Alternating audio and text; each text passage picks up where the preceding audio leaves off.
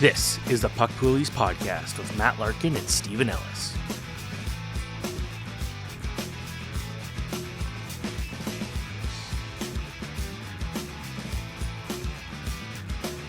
Hello, everyone. Welcome back to Puck Poolies. It's Matt Larkin here, as always, with not just Stephen Ellis anymore. Never again. This is now engaged Stephen Ellis. Congratulations, buddy. How are you feeling? I assume cloud nine. It's awesome. You know, it was a busy weekend. It was really good to do that, and it was a long time coming. So I'm happy I finally got to do it. And it just happened to be a weekend of not a lot of hockey that I needed to go see. So just kind of it all worked out. All right. And did it also work out for your fantasy team the same weekend? Oh, not only did it, I dominated both my matchups. Okay, I dominated one. The other I was dominating, and then it really fell apart near the end when my opponent received Brock Besser in a trade. That was not what I needed. And I can't remember who was else, but basically the new villain in my hockey pool, Mariano, decided to screw with my week and traded his best player basically away to shore up his defense. It worked out for him. He won his matchup against the top team, so I'm now tied for first place again, but did not enjoy playing Brock Besser. And then on my other pool, I won by like 200 points or something like that. So this week I'm projected to win again. I went out and picked up Rob Thomas. I needed some extra depth here this week of a guy playing a bunch of games this week, and it helped that I believe St. Louis's schedule is like Monday, Wednesday, and I believe they play Sunday too. So I get that help on days when I'm not going to have to bench him. So that worked out well. I picked up Jonathan Quick also this weekend to try and see if I can get like that extra start on Sunday, and he almost completely blew it to the San Jose Sharks. So you know what? Every time I write about how much I like Jonathan Quick's play, he seems to just fall off a cliff right afterwards. So I wrote about him recently, and yeah, it wasn't a good result for him. But what about you? What about did you get engaged this weekend? Did you win your hockey matchups? Already engaged, so no, I did win. My team's kind of rolling now that I've powered up, and I'm just sort of starting to beat up on any of the non-contender teams. Like I have an easy patch of schedule, so I'm just kind of starting to pull away from the pack. I think I'm maybe 18 or 20 games over 500 now with my accidental in-season rebuild. Of course, in my league, though, the team with Brock Besser and Frank Vetrano is in first place. So I don't know how sustainable it is for Mr. Buble, but that's the case at the moment. There was one terrible trade. I don't understand this. One guy, he was one of the super teams going into the season. He was absolutely loaded. He was struggling for some reason, and then he decided to flip the switch. He traded not just Jason Robertson for a first-round pick, not just Jason Robertson and Jack Hughes. Jason Robertson, Jack Hughes, and John Tavares for a first and third. It makes no sense. Like I got Crosby for a first. One of the worst trades I've seen in our league. I don't understand it. I'm not a fan of trade vetoing. Like this guy kind of made his own bed, but I don't understand. He just gave 3 and 2 first-round caliber players to another team just for a couple picks. Like I think a first and third for just one of those players might have felt more fair. So I don't know what the hell he was doing, but I digress. Let's get into some pickups now, Steven. All right, let's start with the Shallow League pickup of the week, and that is Connor Ingram. All right, Connor Ingram. He's available in 46% of leagues. And right now, if you'll notice later in this episode, we're going to talk about goalie platoons. And originally I had Connor Ingram and Karel Vejmelka as one of the tandems to discuss, but I don't know if they're a tandem anymore. The way that Ingram is pulling away, he started 4 straight games. He's won them all. 925 save percentage this season. It seems like this might no longer be a platoon in Arizona, and Ingram's actually younger than Vejmelka. It's not like Vejmelka is the young guy who's the future in net. Ingram, he was picked up sort of on a whim, yes, but he's actually younger. So it's not inconceivable that he just takes his net. We see it every single year. Look at Aiden Hill last year. Goalie is the most random position in all of pro sports. So we could be seeing an awakening of a great goaltender in Ingram. It's funny because like you would not think with Shallow League you'd be picking up Connor Ingram, but it's just kind of just the way that goalies are right now. So yeah, it makes a lot of sense. I think I picked him up on my other pool where I already have Joseph Woll, Shesterkin, and Jake Ottinger. Like I'm stacked goaltending wise there. That's actually one of the reasons why I keep winning pools or winning that pool is because I keep getting great goaltending performances. But I picked him up as just extra assurance because I don't need 9 centermen and having like 4 of them sit on a given night. So I'm like, well, give me goalie options there. Medium league pickup of the week is Sam Bennett. Yes, Sam Bennett, available in 82% of leagues. And I think the reason why that number is so low, he only owned an 80%, or 18, I mean, His surface stats, they're pretty meh, right? They're 3 goals, 4 points, 12 games. But if you look closer, it's a buying opportunity. He's getting healthy and he plays a physical style. And I'm not surprised it took him a few games to sort of feel confident, comfortable out there. All of those numbers, the surface numbers, 3 goals, 4 points, have come in the last 7 games. And he had 19 shots, 15 hits during that span. So he's starting to round back into form as that banger league guy who's usually reliable in a full season for, 25 goals and 150 hits and a healthy dose of shots as well. Kind of a poor man's Joel Eriksson Ek. And I think that Sam Bennett should be rostered in pretty much any banger format. He's still going to be pretty useful now that he seems to be healthy. Let's not forget that Max Domi reminded him that he is bald. I know it's a very important fact, but it did happen.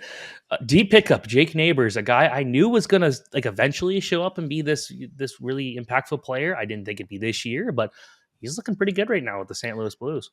Yes, he's available in 86% of leagues, and just his crazy hot streak alone, that's going to warrant a pickup in deep leagues, right? He has 7 goals in his last 8 games, so that alone is going to make you interested. But it's more exciting when you think about the context. So for one, he's now playing on the top line.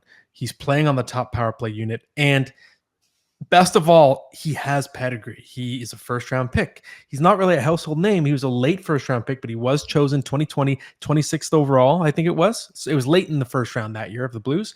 So it doesn't feel that fluky. Yes, he's not going to score 7 goals per 8 games, but they're giving him a big opportunity to stay in a big role all season long. He's also generating a nice number of hits to go with all the shots too. And if the Blues end up adopting a seller posture, as Doug Armstrong alluded to our colleague Frank Cervalli on a podcast recently, Neighbors' ice time could just keep going up. So to me, this might look like a flash in the pan that actually isn't, and he might have some real fantasy value in deep leagues, maybe even medium leagues all season. Okay, I like this. And it's time for the WTF pickup of the week, and it is Teuvo Teravainen. Yes, he's available in 46% of leagues. This feels like a boring recommendation, but that's sort of, in some cases, that's the point of this category. It's just kind of like, why isn't this guy owned? Like, he's a good player. We all know he is. He's got 11 goals, 18 points in 23 games. Best goal scoring rate of his career. When he's healthy, he's playing on the top power play unit. He's playing in the top 6 on a good team. It's just kind of like, why are people overthinking this? He clearly needs to be owned. I would say his shooting percentage is north of 21. So obviously that is not sustainable. So to me, he's someone that you add, and then hopefully he stays hot for a couple more weeks, and then you can sell him high later. That would be my recommendation. So add Teravainen and try and see if you can get something for him in 3-4 weeks if he still has a pretty good overall stat line. Cool. What's our special segment for today? Okay, so I've called it Goalie Platoon Would You Rather. So the idea behind this is, I think if you were to chart all the questions we receive, I think by far the vast majority of questions we get are about goalies, people struggling to decide start this goalie or this goalie, and often it involves on a single team, which is the better goalie to have from this team, who's going to be the option to the answer long term. So I want you to throw some tandems at me, and I'm going to give you my quick advice if you own or want to own one of these two, who you should have, who you should trade for, who's the better fantasy bet for the rest of the season. Okay, back in the day when I was playing ball hockey, I was called the next Tim Thomas, and part of it was because I had a knee injury where I couldn't actually get down into the butterfly easily, so I relied on a flopping style to make saves. But there was one time Bob McKenzie was legitimately watching a ball hockey game I was at, and he watched, and I made this great glove save, and I remember saying like I'm going to be on the next draft board, so I'm going to be out here. It didn't happen. I think teams were just a little scared about how good I was, but that's why I love goaltenders. And let's start off with two of the best in the NHL this year: Linus Ullmark and Jeremy Swayman out of the Boston Bruins. Yeah, it's crazy because Ullmark is the reigning Vezina Trophy winner, but Swayman has actually started more games this year. He is 5 years younger than Ullmark. He's got a .922 career save percentage, which is 4th all-time among goalies that have played at least 100 games. He's right behind Dominik Hasek. So Swayman has been an absolute stud so far in his career. Ullmark is great too. His save percentage career is .919, so he's right up there as well. But it just seems like the Bruins are starting to drift towards Swayman with a slightly bigger piece of the pie, and he's been as good as any goalie. So I lean Swayman. I was looking for some pictures for our thumbnails for this week's episode, and there was a lot more pictures of Jeremy Swayman. Or just all the pictures of them hugging, right? It's always the two of them hugging. That is true. Yeah. Swayman also has cooler goalie pads, to be fair. So there's that's why I pick up. Not really. Let's go to Carolina with your favorite player of all time, Pyotr Chekhov, Antti Ranta, and in a sense, Freddie Anderson. Yes, a lot of people have had trouble deciding. In my own league, you sort of our system is you roster an entire team's worth of goalies, so it's a real headache if you're the Carolina goalie owner. You have to be carrying three guys to try and figure this all out. We know that Anderson's health history wasn't looking so good going into the season, and now with the blood clot issue, it's very serious. Sometimes that can keep a player out for a very long time. And Antti Ranta has a pretty checkered injury history of his own, so Kochetkov, yes, he's less proven, but we know the team is committed to him. He's still signed for 3 more years after this one, and he's the healthy guy of the group. So I think because Anderson is at least not in the way as his competition, he's going to get the most runway he's had probably since he was being used in the playoffs the year before last.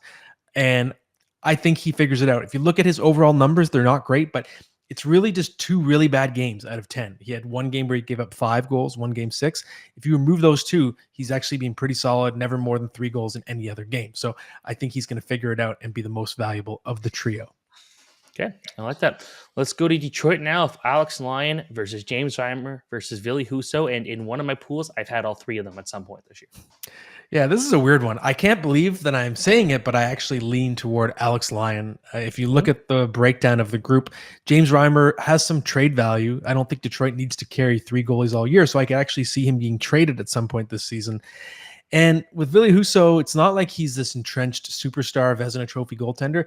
Yes, they acquired him to be their starter, and he's had moments, especially with St. Louis, but it's not like he has this death grip on the job. I think Detroit is desperate enough to win right now that they're going to roll with whoever is doing the winning.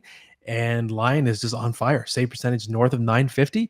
I think he's your guy for the foreseeable future. And the way I decided this one is if I had Alex Lyon and you offered me Ville Husso in fantasy, I think I'd say no. I'd be like, Ville Husso, what is he going to do? Give me a 906 save percentage for a month? I'll just ride the hot hand and see where this goes. Yeah, I can't disagree there. Not at all. Let's go to Minnesota. Philip Gustafson versus Marc-Andre Fleury. Obviously, that was a huge reason for their early season results. Their best goalie is probably having corn for lunch right now in Iowa in Jesper Wallstead. But your thoughts here on Minnesota? Yes, because both guys have disappointed sub 900 save percentages, and very similar to the situation in Edmonton, they are probably the reason why Dean Evison lost his job. Just bad goaltending was the number one influencer there. They're both going to be fine, I'm sure. I think that Gustafson is still the one to trust in Minnesota. And I emphasize Minnesota because I think Marc-Andre Fleury, as I said last week, is a candidate to end up on a different team. So Gustafson, they know he's got 2. We know he has 2 more years on his deal after this one. They're still committed to him. And you mentioned Wallstead, of course. I think he'll be coming in there starting next year. I don't think it makes sense for Marc-Andre Fleury to play for the Wild next year, even if he wanted to. It'd just be bad business for the Wild, I think. And I think he's a trade candidate. So if we're trying to decide on that team, I think you got to go Gustafson. But Fleury, who knows? He could end up in a situation that really increases his fantasy value. It's just hard to speculate on a landing spot. So I do lean Gustafson. I get why the Iowa Wild are called the Wild, but man, I wish the Iowa Chops name would come back. Cool jerseys, great name, logo was badass. I wish that would happen. Sticking with some goaltenders that are a little hard to trust right now. Vitek Vanacek versus Akira Schmid in New Jersey. I'm going to read you my first note. It just says, straight up, they've both sucked. And they have. I'm disappointed. I didn't expect this. They both had their moments last year. Vanacek was pretty consistent. He was a top 10 fantasy goalie the entire year. Akira Schmid was God in the playoffs for half a dozen games. And now it's like they're almost trying to outsuck each other. And it really feels like the Devils are going to have to turn somewhere else. There's already rumors that they're searching. So I don't feel good about owning either goalie in fantasy right now. The Devils are just kind of floundering in net. If you had to lean toward one, I think I'd go Schmidt. He's 5 years younger. He's been a little bit better than Vanacek. And Vanacek also had the playoff implosion last year too. So I don't have a lot of confidence in him. I think he's maybe just going to settle in as more of I think in his next gig is going to be more of like a 1B type goalie, like an overqualified backup type of goaltender. I don't think he has the goods to be a long-term starter. And yeah, so again, I don't feel enthusiastic about owning either goalie right now. I think the Devils are going to have a different starting goaltender by the time this season is over. Okay. Sticking with Seattle, I don't trust their goaltenders pretty much ever at any point. Like Martin Jones was essentially their starting goalie last year, and now he's like the fourth goalie for the Leafs. But Phil Grubauer versus Joey Decord. Yeah, another situation where neither goalie's playing well. This is really a trend all around the league this season. But Grubauer, he hasn't been above an 895 since joining the Kraken. This is his third season with the team. Decord hasn't been great either, but he's a little younger. He's actually more than a little younger. He's 5 years younger. He has a little bit of upside that he showed with that great run, Coachella Valley, in the AHL playoffs last year. So if you have to pick one, again, I don't feel great about either, but I lean slightly toward Decord. Okay. Weird how Grubauer's career just kind of fell apart after leaving the Colorado Avalanche, but it's difficult to see. Mm-hmm. Joseph Woll versus Ilya Samsonov in Toronto. Yeah, I almost debated excluding this one from the list because you could make a case that the battle's over. Sheldon Keefe said that to us after one of the games last week. In not so many words, he sort of implied that this is Woll's net now until it isn't. And he said, Samsonov's got to work on his confidence. He'll get some starts again, of course. It's not over. The battle's not over, but right now, Woll has seized it. Woll is the 1A. He's got a 919 career save percentage now. He just looks the part. All of his teammates have been talking repeatedly about how confident he is in the net. He's poised. He's athletic. And I said it in the summer, just the contract dispute, going to arbitration, or almost, did they go or did they almost go? I forget now. But the fact that it dragged out that long, I think they did go to arbitration, right? I can't remember off the top. Yeah, but the fact that it dragged, and he's going to be a free agent after this year, so it dragged out so long. And to me, that told us all we needed to know. Like, they're not committing to him. They didn't feel comfortable committing to him as their long-term starter. So I definitely lean Woll in this case. I wonder if they would go and maybe try to get Fleury as the backup for next year, let Woll run there, and then maybe a call up Dennis Hildeby for a year after. I'm writing an article for the Leafs Nation about it, and I don't think Hildeby is ready to be the backup next year, but it's kind of lining where he's playing really well. Samsonov, you probably don't need him. If you're not going to get him for cheap and you can't trust him, it'd be interesting to see what they choose there. This one is an interesting topic heading into the season, and it still is now. Adin Hill versus Logan Thompson in Vegas. Yes, and before I jump into them, I can confirm. I just double-checked. Samsonov, yes, he did go to arbitration. Adin Hill, Logan Thompson. So Adin Hill, of course, goaltender of record on that Stanley Cup winning team, was dominant in the playoffs last year. He's been really good again this year. There are a lot of Logan Thompson backers out there. I know you are one of them, Stephen. A lot of people really believe in him and maybe think he's the answer long-term. And that's fair. He's been good, but Hill's just been better. As good as Thompson's been, Hill's been even better. And he's earning close to $5 million. He's the Stanley Cup winning goaltender. So to me, I think he's still going to maintain the slight edge over Logan Thompson if you have to pick one Golden Knights goalie to own for the entire season. Okay. And the last one here is we're going to Washington. Darcy Kemper versus Charlie Lindgren. And I want to point out, I just came across it a few days ago. The very first article I wrote as an intern when I was at the Hockey News was talking about how good Charlie Lindgren was and comparing his hot start with the Montreal Canadiens as a rookie to other goalies. And literally, like, Lindgren, doesn't get a lot of credit for what he is, but he's been one of the better backup goalies the last couple of years. He really has. And this is a dilemma I'm sort of sorting through because in our tandem goalie league, I have both. And it's weird. Like, Lindgren has badly outplayed Darcy Kemper. Lindgren's at a 934 save percentage. Kemper is 894. So I can understand if people are leaning Lindgren. I'm just looking at the sample size. It's still relatively small. Kemper's still playing a lot more. And Kemper's never really had a bad season in his career for the most part. So I expect him to figure it out. I expect... So even though there's that huge gap in save percentage, 40 points, I think in the balance of the year, I could see them being at least equal and then Kemper having more volume. So I still lean ever so slightly toward Kemper in this case. Okay. That's it for our special segment. Who's our guest? Oh, it's a fun one. It's a blast from the past. If you're a fan of the Hockey News podcast back in the day when I was on it, when Steven was on it, we're bringing back our old buddy, Ken Campbell. Okay, we are very, very pleased to welcome one of the all-time greatest guests we could possibly have, our buddy, our longtime colleague, legendary hockey writer, podcaster, Diet Coke expert, Ken Campbell. We are reunited. It feels so good, my friend. It's great to see your mug. And how are you doing, buddy? Is back together. It's been a while. I missed you. Did you miss me? Of course I did, Matt. Of course I missed you. I've missed you. I've missed your eyebrows. I've missed your terrible jokes. I've missed going, hey, who won the best costume design Oscar in 1937? And having you answer the question correctly. That's fair. I am an expert on trivial things. If only if I was an expert on important things, but it's just not the way I'm wired. What can you say? Yeah, me too. I know I can recite entire episodes of Bugs Bunny, but I can't remember my phone number half the time. That's a good. It's funny. We're gonna do a surprise later on with some surprise questions, but a good one is like, can you remember your own partner's phone number in this day and age? I feel like not everyone can. I can. And I'm pretty proud of it. I can, but I don't know my kids' phone numbers. I have no idea what my kids' phone numbers are, but I do remember my partner's phone number. Yeah, my wife's phone number. So 3/4 of the band back together. All we would need is, of course, Ryan Kennedy to make this the perfect match. And the newly engaged Stephen Ellis. Congratulations, Steve.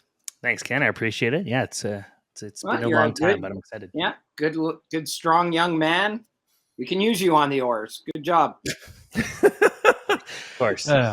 Spoken in true Kenny fashion. Okay, while you fire off some of your magical Diet Coke, let's get to a few questions for you. Okay, we're going to throw some curveballs because the reason why we wanted you on the show today, Kenny, is because we know that you're a fantasy hockey player, but you're not like a diehard in the sense that maybe we are. But that brings a unique perspective. You're a big hockey guy who happens to play fantasy, and that probably represents the majority of fantasy players out there. So I want to ask you first about, I guess it's the 1920s. I'm going to assume it involves New Zealand, but when is the earliest season you can remember playing fantasy hockey? I think it's the early 80s. I'm pretty sure it's the early 80s. I don't think I played any hockey pools in high school, but I do remember playing them in university. And in 82, 83, that was my second year at Carleton. I do remember I was definitely in a hockey pool on my floor because, and the reason why I remember that is because we were having our hockey pool, and there was this guy, a buddy of mine on our floor. His name was Andy Davies, who's from Kingston, Ontario. And the Oilers had drafted a guy by the name of Yaroslav Pozar. He was 30 years old when they drafted him. 30 years old when he was drafted in 82. And he was coming over. And so Andy figures he's smarter than everybody else. So he's going to draft Yaroslav Pozar because he thinks he might be playing with Gretzky, right? Well, he never plays with Gretzky. He gets like 35 points in his first year. And every day, all I had to listen to walking around, Andy Davies walking around saying, effing Poozar's losing me this effing hockey pool, effing Poozar. So Yaroslav Pozar will never be known to me or the guys on second Renfrew at Carleton University as Yaroslav Pozar. He'll always be remembered as effing Poozar. So I think that was my first one. And I remember actually 87, 88. I was finished university. I was working in Sudbury by that time. And I remember we did a hockey pool, a playoff pool. And I went heavy on Detroit Red Wings. I picked Adam Oates. I picked Bob Probert and Gerard Gallant. And they won me the hockey pool because they got to the the Western Conference Final, and they all put up like 20 points. And so like I won it by like I don't think I had anybody left in the final like by the time the final started, but I was like so far ahead that like nobody could catch me. So like when Adam Oates got inducted into the Hockey Hall of Fame, I told him about that and he said, oh geez, that's like sort of like he was like, wow, that's kind of creepy that you tell me that. That's great. Thanks. You know? So, yeah. So I think that's probably like early 80s, probably around then. Yeah. Okay. So, Ken, you were there for the very first hockey game ever played, right? You helped invent it? Are there any 3-year-old kids that are showing any promise these days, Stephen? Like, I think you should probably go see like Matt's daughter's nursery school play floor hockey or something. Maybe. Yeah, maybe he's probably got scouting think? reports. Who knows? What do you think? And you didn't even show up at the freaking Silver Stick. I went. What, you didn't tell me that. You didn't even go. You didn't tell me you went. I ended up going actually. Okay. Well. I was able to tell a story to the Toronto Star on the Sudbury team, the under 16 team. They had two girl, both their goalies were girls. So I did a story on that. So I ended up going. And you didn't even go, Mr. There's some kid playing Minor Adam in Chestnut Hill, Massachusetts that we should really be watching for. You and Ryan Kennedy, you're creepy. You're both creepy. There's this 13-year-old that just is putting up some incredible numbers in a U18 or U15 team, U15 league out there that might get exceptional status in a couple of years. Nice. I'll leave that for a different day. But so, anyways, what's your question? Going back to the Gretzky Lemieux days, like you see what their numbers were like back in the day, and they were obviously like fantasy dominant. Yeah. Did you have to draft their goals and assists as different players back then? I do recall doing that, not with Mario. I don't ever recall it with Mario, but I do recall it with Gretzky because, like, what year was it? 85, 86? He had 135 assists, and that would have tied him for first in points with his teammate Jari Kurri. Jari Kurri had 135 points that year. So I do believe we did that. Yeah, we definitely did that at one point. And so Gretzky's assists would go like top 5, and his goals would go top 20 or top 25, right? Whatever. And I do remember, I think it was with these guys that at Carleton too. I think one year with the way we did it, it was like a snake draft. So if you got the first pick overall, you got Gretzky, but you picked last in the first round or something. So it was like, let's say it was 10 guys. So you'd get Gretzky at 10, but instead of it being a snake draft, you wouldn't get that other pick, and you go back up and then back down. So in effect, you missed a pick, I think it was, or something. I don't know. I think I was organizing it, and I said, hey, let's make this a lot more complicated than it really needs to be made. So I did that, but I think it was something like that. Yeah. So yeah, definitely. Yeah. Because like, it was ridiculous. Like you'd have like, if you pick Gretzky, you'd have like an 80 point lead before the league, before the season even started. So yeah, I definitely do remember that. Like, imagine that. Well, if you ever need, you can't even conceive that now, right? Like, that's right. And it's just one more piece of circumstantial evidence as to why he's the most dominant team sport, not just hockey player, team sport athlete of all time.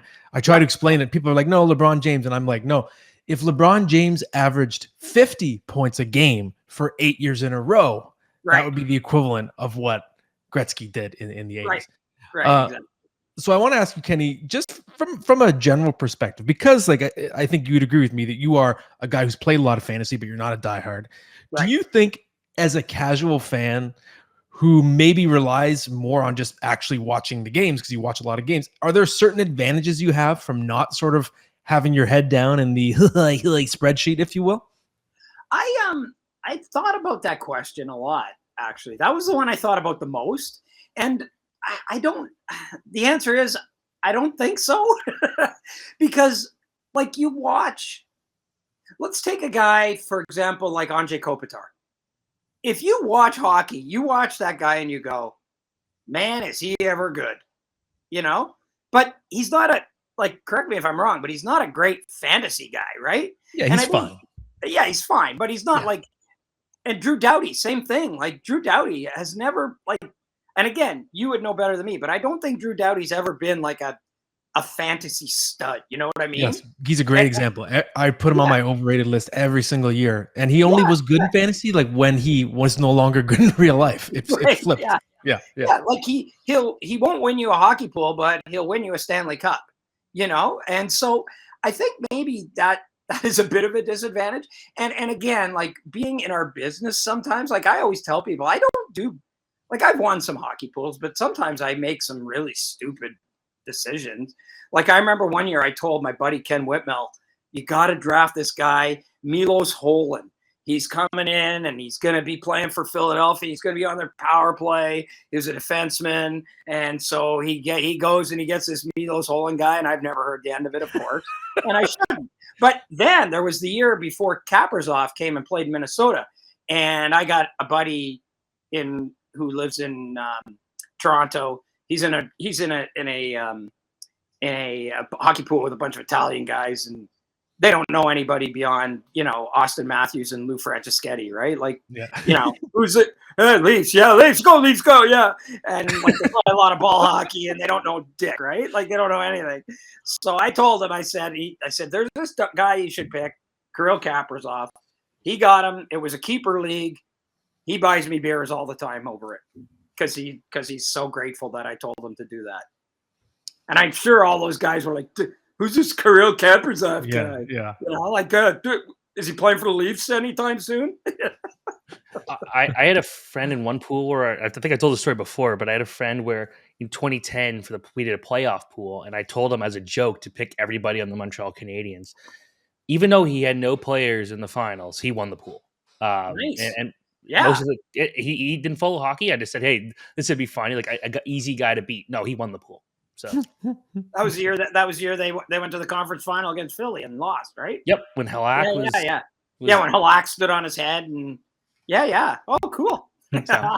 So let's talk about real hockey. What's happening these days? So who is a player that has really surprised you this season that maybe you were wrong about? Wow, I mean beyond the obvious. You mean Brock Besser? I don't think anybody had him leading the league in goals on their bingo card. I sure as heck didn't have Frankie Vetrano at 14 goals. You know, as far as goalies, Connor Ingram. I mean, but goalies, it's almost like you can't even say that because we're all just guessing on goalies half the time anyways, right? So he'll have a good year this year and then he'll probably stink next year. I don't know. But I mean, there's a couple of guys right there, right? That are real surprises. I mean, we knew Philip Hronek was good, and we knew he was a good offensive defenseman. But playing with Quinn Hughes, I mean, I'm sure he's getting the Quinn Hughes bump. But hey, Quinn Hughes is doing pretty well too. Maybe he's probably helping him a little bit too. So yeah, there's a couple of guys. I mean, those are all obvious ones, right? So yeah. But I think Hronek's a good pick for sure. And I think you're right. Like, I don't think it's coincidence that Hughes has his most comfortable partner ever. So I think that Hronek does deserve plenty of credit for that. I'm curious, Kenny, is there someone who is struggling right now? So on the flip side of the coin, if you're in a pool, someone that you are not ready to give up on, even though they're off to a slow start this year? Take your pick. Take your pick, starting with the best player in the world. Like, don't we all get the feeling that Connor McDavid's like a good 2 weeks away from being back in the lead in NHL scoring? Mm-hmm. Like, yeah, I think he's playing hurt. He's actually going to fall back more this week because they don't play. They've got their I think they've got their bye week or whatever this week. They got like 5 days off, so he'll probably fall down even more. But like, I mean, I think we all know he's going to be there in the end.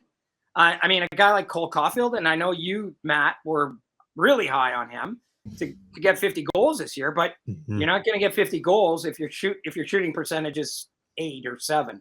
Like, he'd have to take 625 shots to score 50 goals this year. So I'm assuming that's going to come around. Like a Nick Robertson, or not? Sorry, not a Nick Robert. Jason Robertson. Dallas. Sorry, Jason Robertson in Dallas. And the one guy that I'm really conflicted about all of this is Ovi. Mm-hmm. Like, when do we start, Matt? And you tell me this, but when do we start maybe thinking that he might not catch Gretzky? It's an awesome question, because the thing about the aging is that the drop off is so steep. If you're calculating his pace, he only needs 70 something more goals, but it's like, okay, yeah, you're pricing in that he's going to get 40 this year and then 30 next year. But it's like, wait, if the aging curve just suddenly afflicts him, it's like, then suddenly 25 goals is a mountain to climb. Then if that's a mountain to climb now, then 15 goals is a mountain next year. So it could still fall off, like in a literal, not literal. Okay, I can't believe I used the wrong literal for a second, but it could fall off. I know. Yes. Not literally, but it could fall off in a heartbeat. It really could. So I think it's a great point. Yeah. It's really interesting because, like, he's got 5 this year? 5. 1 on the power play, none from his office. And I was looking, he took 96 shots on the power play last year. He's on pace to take 113 this year. It's not like he's not getting the chances. He's on pace for like 306 shots this year. And I mean, that's not in the heyday when he was taking 480 or 500, but it's still right there. The same as last year when he scored 42 goals. And I mean, I'm trying to find the reason. Like, it's like, he doesn't have Nick Backstrom. Well, he didn't have Nick Backstrom last year. Yeah, Nick Backstrom had 1 assist on Ovi's goals last year, and Ovi had 42 of them. So, I mean, there are guys, and you're right, Matt, there are guys where it's gradual, but there are other guys, like I think it was Ken Hodge way back. Like, there was just a day, it seemed like he woke up and he just couldn't play anymore. And I don't know that that's the case with Ovechkin. I mean, his power play shooting percentage is like 3.5, and his overall shooting percentage is like 7. So, like, that's hugely off of his career norm.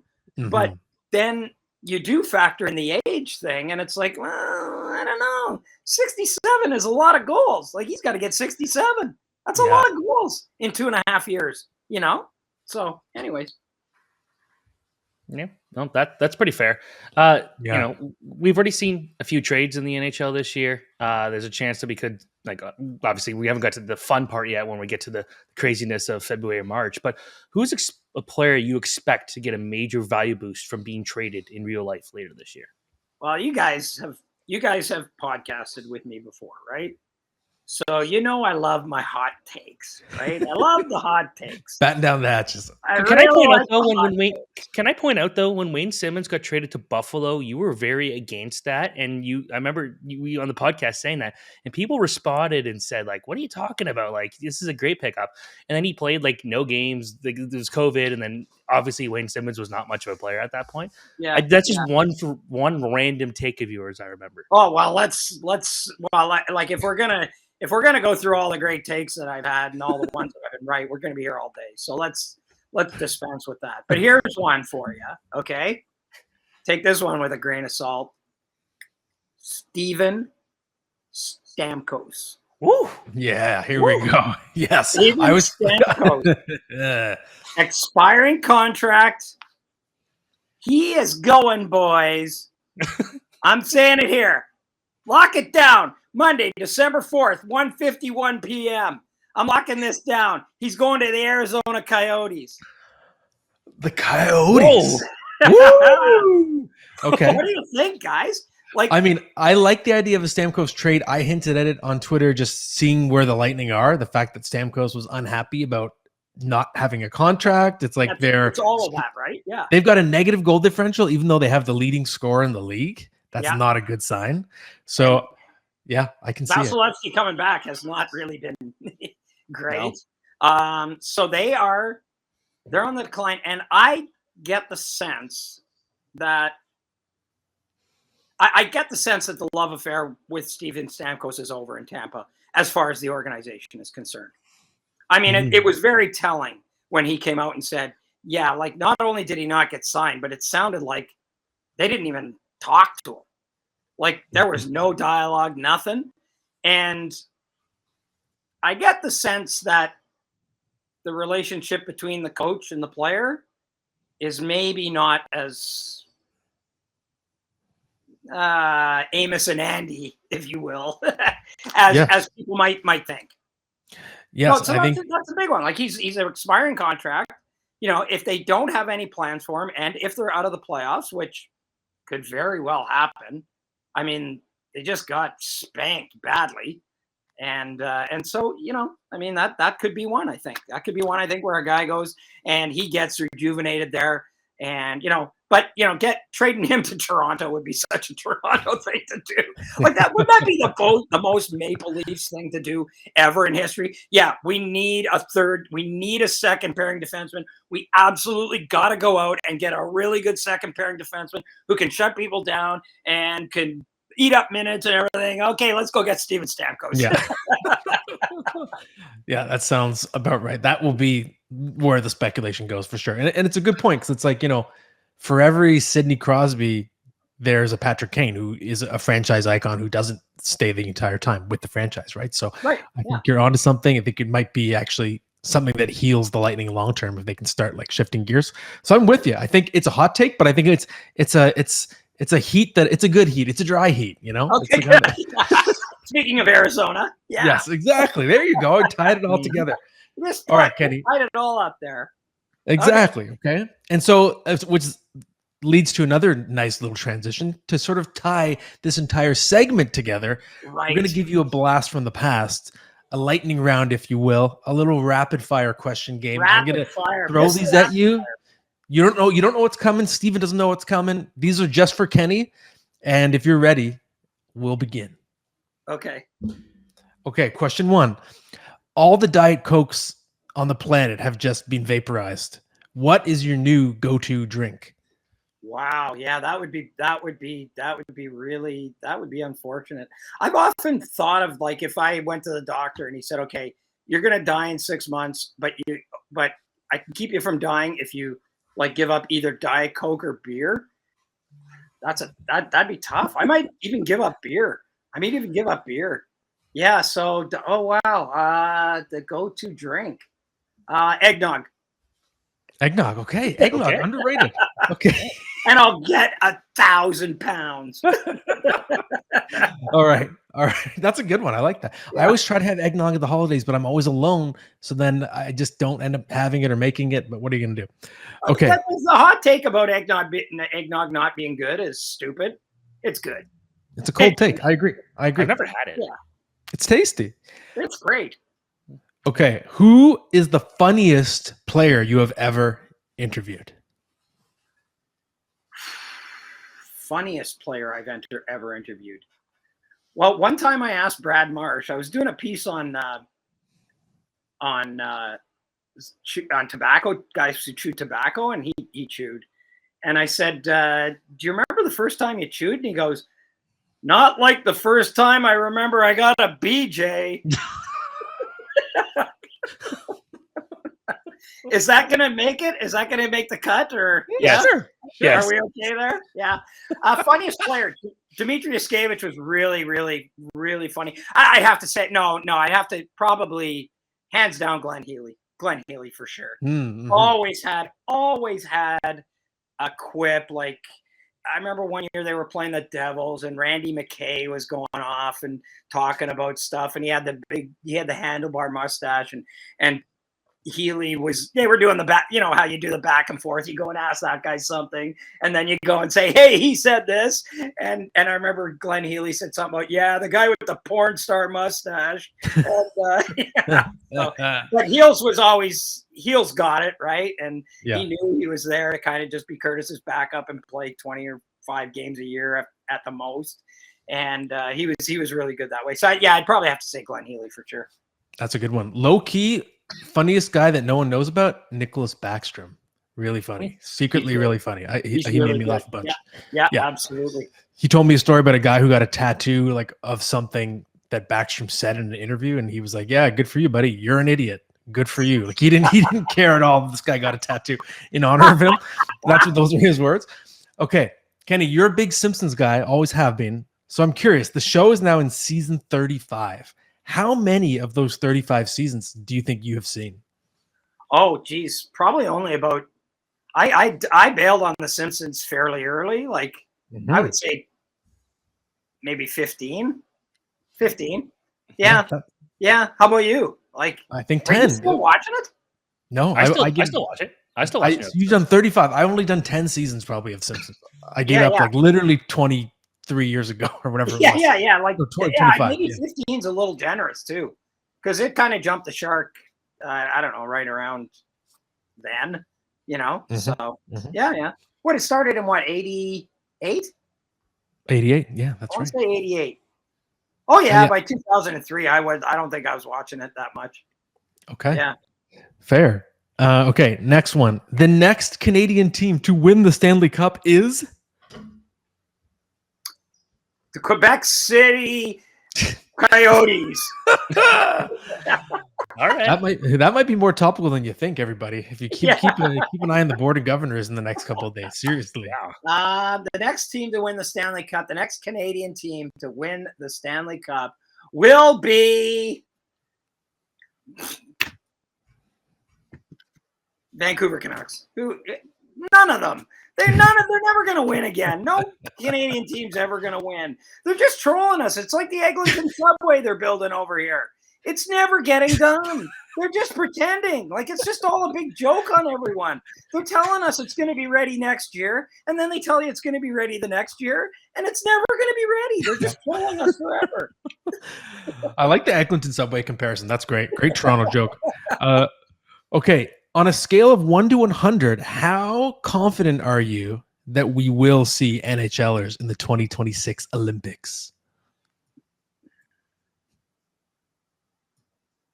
I can never count on the NHL to do the right thing, so I'm going to say 40. Okay. 40, 40, they're I'll take- already talking about it. Like they're already talking about, oh, we got to do this. We got to talk about this. Like, when they came out and said we're going to the Olympics, I was so excited. And then it's like, yeah, we're going to the Olympics if this, and this happen. And it was just like, well, that's what it was like before. There's no difference now. Yeah. And I can never count on the league to do what's right. So I'm going to say 40, and there's a chance we'll never get to see this crop of incredible, exciting, captivating, charismatic young players playing on the biggest stage in the world. And it drives me nuts. But, we'll have a 4-team World Cup of, World Cash Grab of hockey. We'll have a 4 teams. 4 teams. What is this? The World Championship? What is this? The Perry Sound division of the Perry Sound Pee Wee division? 4 teams? Yeah. So, anyways, no faith in the league. So I'm going 40. I'm going low. What about you guys? What about you guys? I think I'm like 50-50. I think. Okay. Yeah. Because I think that Marty Walsh has got a little more moxie in terms of standing. It's going to cause some labor disputes down the road, but I think it's also going to be more of a battle. Like, I think he'll fight for the players to get their Olympic because they want to play, of course. Yep. So, yeah. I'm going 60, and I'm okay if we get a proper Olympic participation, even if that means we get a lockout. I don't care at this point. I want more Olympic hockey. Although, I 2018, I love that tournament. 2022 was probably the worst international hockey I've ever watched. How is Papua New Guinea's team looking Matt these days? Well, they're gonna, if they just get that one guy, I think they'll be able to compete with Latvia, and they'll be in a good spot there. I mean, the funny thing is, for anyone listening, Stephen probably actually knows the answer to that question. Okay, Kenny, last one for you before we let you go. The best board game of all time is. Ooh, I gotta go. I think I gotta go Trivial Pursuit. Yeah, gotta go Trivial Pursuit. All right, good one. Yeah, no, over Monopoly. Monopoly gets a bit boring after a while. Like, somebody gets out to a lead and they get all this money and they get all the properties and the game's over, and basically all you're doing is being more bankrupt as the game goes along. So yeah, I think I gotta go with Trivial Pursuit. Hey, what do you guys think? I like this. What do you guys think? Well, I'll add to that. Fun fact: my grandpa was one of the guys who helped bring Trivial Pursuit to stores in Canada here. He did. Wow. Yeah, back in the olden days. But I'm a Monopoly guy, and when I play, I will give you great trade offers at the beginning that will make you think, oh, like, I should have done this down the line, and then I will be ruthless and destroy you at the end. I worked with a guy, and he worked at CP in Montreal, Canadian Press in Montreal, and one day Scott Abbott and a couple other guys that worked there went around the newsroom saying, hey, look, we're trying to get this game off the ground. Mm-hmm. Would you invest $1,000? And the guy didn't have the $1,000, or it might have been $2,000. I would just go run my head into a wall if that was me. Like, man, can you imagine? All you would have had to do was put up $2,000 and you'd probably be like a multi-millionaire. Oh, yeah. He invented that game. He used to own a team. Well, he used to own the North Bay Battalion, but he also owned a team in Caledon. And I went up there one time and I talked to him, and he told me that he was at a cottage with his buddy and they were going to have a best of 7 Scrabble tournament.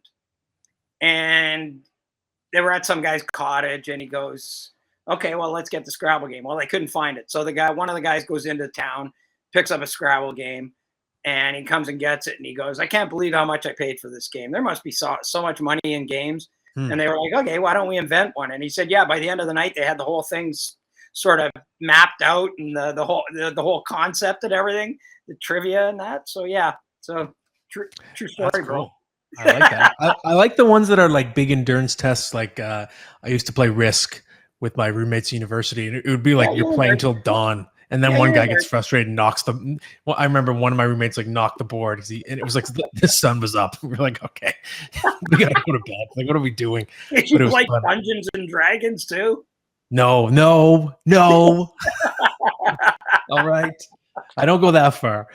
But Okay. Kenny, this has been fantastic. We really appreciate the time and just to have you on for old time's sake. It It was it fun. feels like it's like a warm hug, a warm familiar Yes. embrace. Yeah. And A cup of cocoa, if you that's will. right. We love you, Yeah. buddy. Great stuff from Kenny. Always fun to be rocking the show with him. He's just he's a treasure. That's the word I would use for Kenny. So Steven, let's talk prospects now. You have a new one in mind from the Minnesota Wild. What do you have here? So I'm going for Riley Heidt, a guy I was very high on, maybe higher than a lot of people were heading into the last year's NHL draft. He went 64th overall. I had him as a first round prospect. And right now he's playing some incredible hockey. He had 97 points last year. He's on pace for 135 this year. He might beat his point total last year just on assists, the way he's playing this year. Just unbelievable playmaker. He leads the WHL in scoring at the time of recording this with 53 points in 26 games. Unbelievable number. Again, this is recording this before Team Canada is going to announce their World Junior camp roster.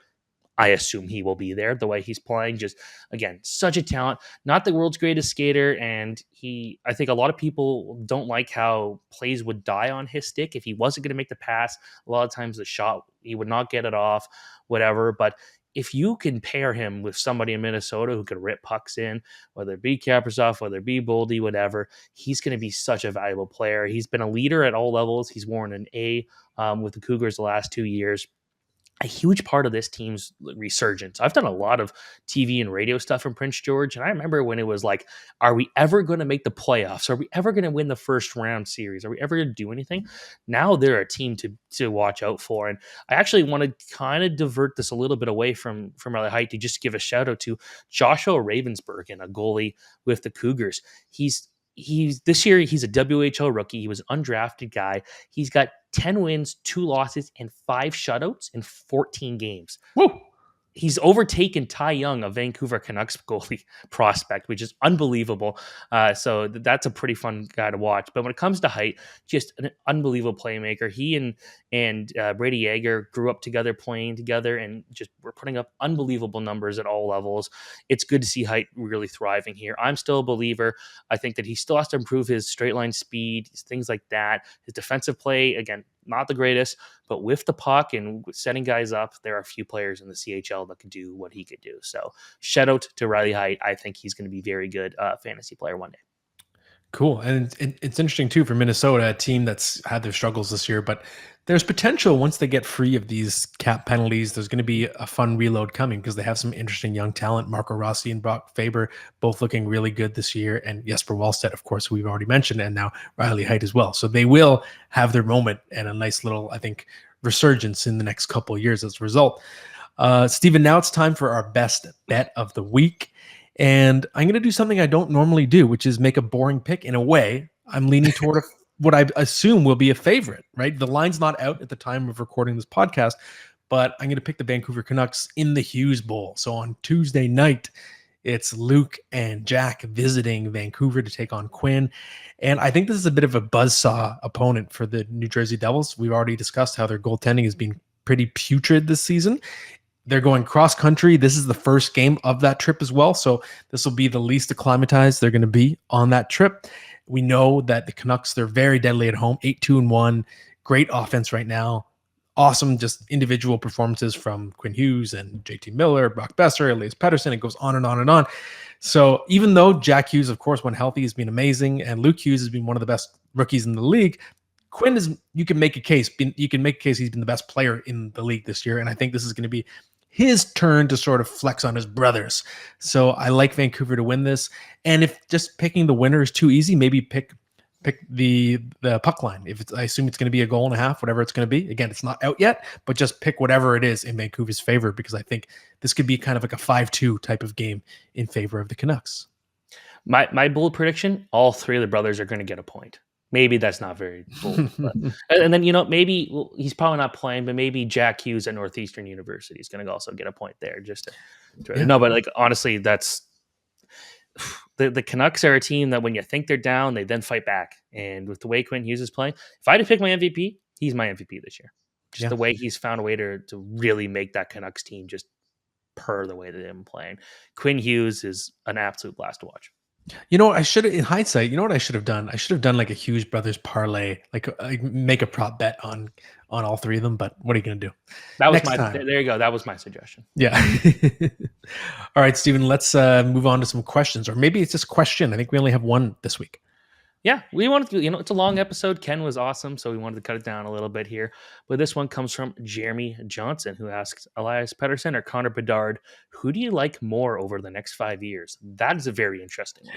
Yeah, it really is. It's a very tough question. If it was the next 2 or 3 years, I think it's easier, and you might go Elias Pettersson. He's right in the middle of his prime. But it's tough. Like, okay, so 5 years, you're projecting 5 years. Elias Pettersson's 102-point explosion, that was last season. That was his 5th season. Austin Matthews got his Rocket Richard trophies in season 5 and 6. Connor McDavid had his crazy 105 points in 56 games, season 6. So 5 years from now, that's Connor Bedard rolling into season 6, right? If it's 5 years from today. So, and I know it's the next 5 years, not 5 years from now. But point just being, within maybe 3 or 4 years, we should see Connor Bedard blowing up into his prime. And we should see Elias Pettersson nearing the end of his prime. So it's close. It's very close. But if it's 5 years, I lean ever so slightly toward Connor Bedard. Yeah, I'm me too. Like the thing about with Chicago is by the 5 years, I fully expect the Blackhawks to have maybe even have played in a Stanley Cup final by then. Just the way that their prospect pool is looking, it's a really good group, and they are going to add another elite talent this year. I'm kind of hoping it is Cole Yzerman that they get, not Celebrini, just because Bedard feeding Yzerman would be stupid, like unbelievable, like 1-2 duo. Yzerman is not a great all-around player, and a big reason why a lot of people are kind of backing off on him being the number 2. But if you throw Connor Bedard setting him up goals, like that's going to be a gold mine. And then if you don't get Yzerman, you get a guy like Demidov who should be in the NHL around that point. And then he's kind of like a hero player that could just take over. And if you don't want that, let's say they get Celebrini, then you've got Celebrini probably playing the power play of Bedard. Like it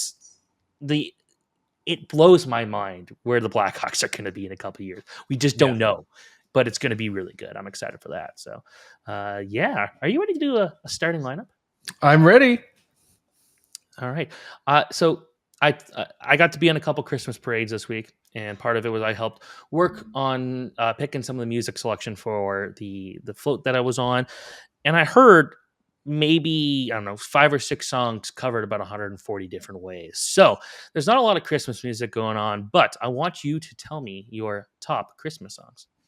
Okay. And this is a question I've thought about a lot because this time of year, I always sing like Christmas songs because I do songs before bed for my little ones. And I sort of switch to Christmas songs just for the month of December, more for my own amusement.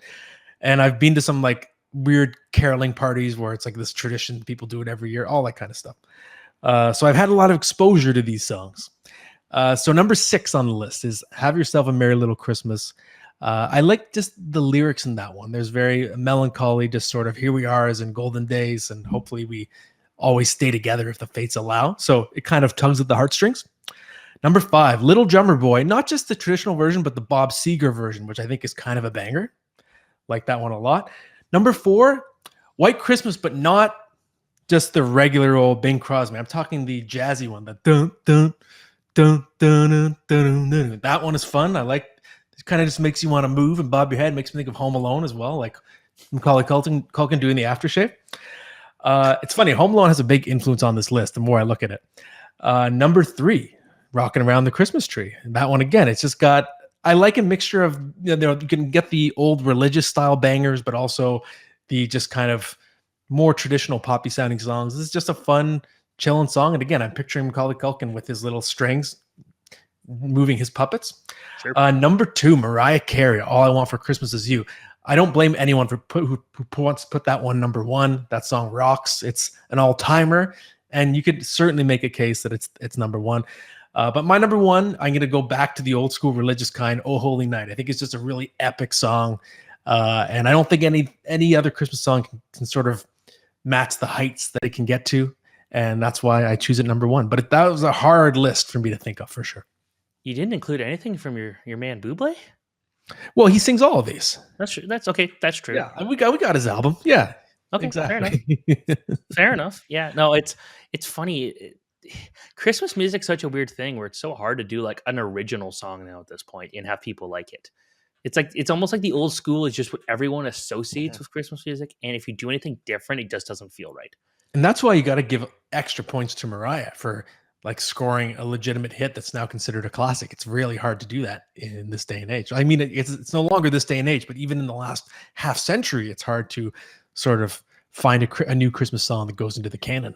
There's probably like 2 that I could think of, and one's "Santa's Coming for Us" by Sia. I hear that everywhere, and I swear that's going to haunt me forever.